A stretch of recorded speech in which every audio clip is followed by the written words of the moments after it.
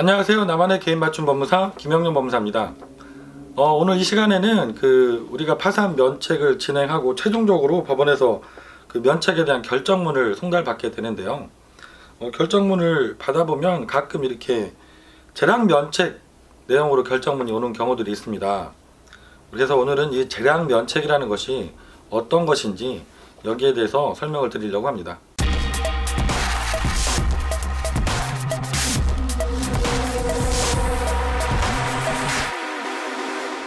우리가 개인 파산 및 면책 신청서를 법원에 제출하면 여러가지 절차를 거쳐서 최종적으로 문제가 없는 분들은 면책 불허 사유가 없는 경우죠. 면책 결정이라는 것을 받게 됩니다.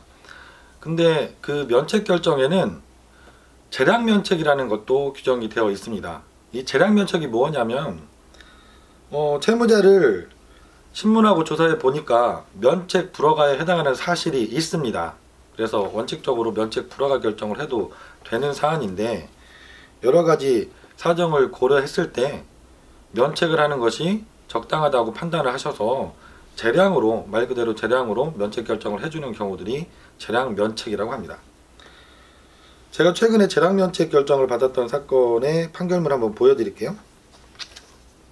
제가 형광펜을 칠해놓은 것처럼 채무자가 면책 불허가 사유에 해당하는 사실이 인정은 된다.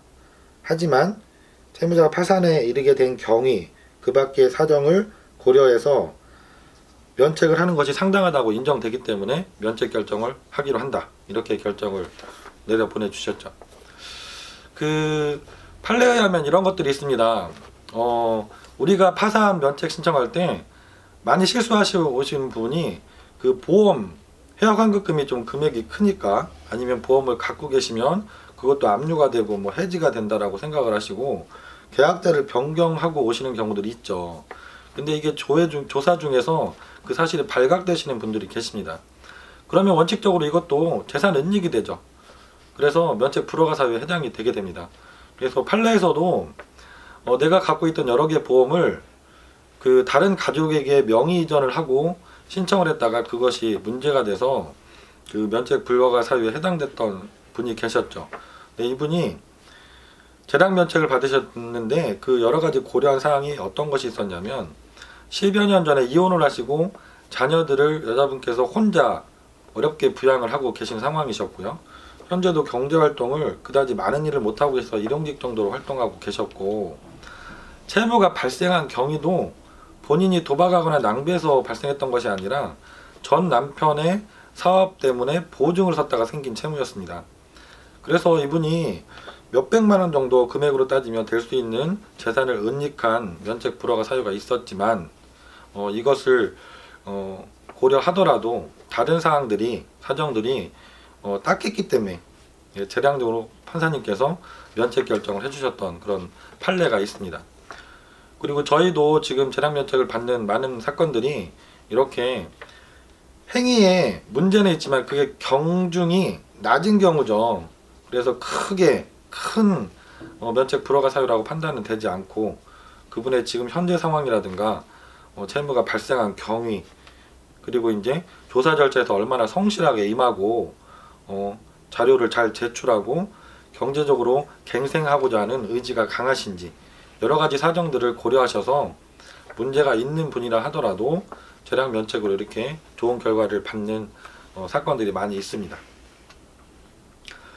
제가 마지막으로 그래서 한 가지 부원해서 말씀드리면 여러 번 말씀드렸지만 개인 파산 면책 절차는 지금 해가 갈수록 제출하는 서류도 많아지고 있고 법원에 출석하시는 길도 많아지면서 이런 경우 있었어요. 어제도 벌써 10여 년 전에 한번 파산 면책을 받았던 분이셨습니다. 그래서 다시 한번 또 파산을 해야 되는 상황이 되어서 상담 전화가 오셨던 분인데요.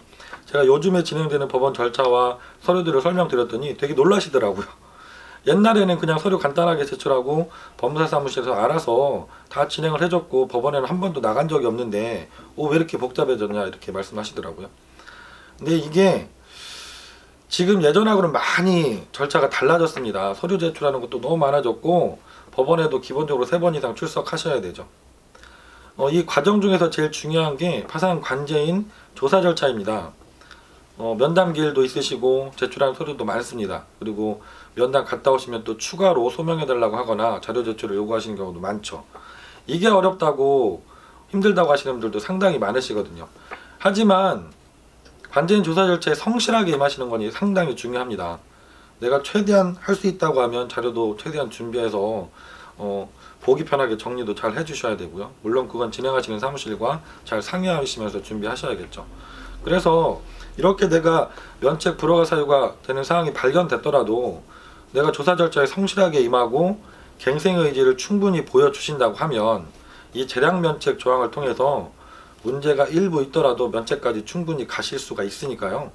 제일 중요한 것은 내가 신청을 하셨다면 면책받는 그때까지 최대한 성실하게 신문기일에도 참여하시고 자료 제출도 열심히 해주시고, 이게 가장 중요한 부분인 것 같습니다. 오늘은 제가 파산 면책 절차에서 재량 면책이 어떤 것인지 이 부분에 대해서 설명을 드렸습니다. 감사합니다.